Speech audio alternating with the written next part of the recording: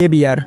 এই জায়গার কবরগুলো খুবই অদ্ভুত, কোনোটা বাঁকা হয়ে আছে, কোনোটা আবার অল্প উঁচু, আবার কিছু কবর একপাশে হেলে আছে, যেন নিচ থেকে কিছু ওঠার চেষ্টা করেছে। সব কবর একরকম না, সবগুলোর দিকে তাকালে মনে হয় এই জায়গায় কিছু একটা হয়েছিল।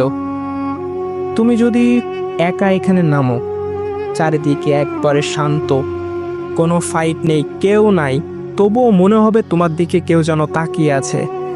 ডানে তাকাও, কেউ নাই, পিছনে তাকাও, সেটাও ফাঁকা, তবুও সেই অনুভবটা যাবে না কখনো।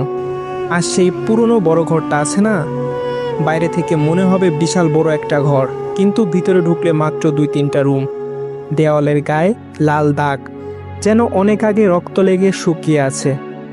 ঘরের ভিতরে দাঁড়ালে সবকিছু যেমন নিঃশব্দ, আর মনে হয় কেউ যেন কাছে দাঁড়িয়ে আছে। গ্রেভিয়ার লুটের জায়গা না শুধু, এটা এমন একটা জায়গা যেখানে কিছু চোখে পড়ে না, তবুও সামনে ঠিকই থাকে, কিন্তু আমরা টের পাই না। এই গ্রেভিয়ার হচ্ছে সবথেকে অদ্ভুত জায়গা ফ্রি ফায়ার ম্যাপের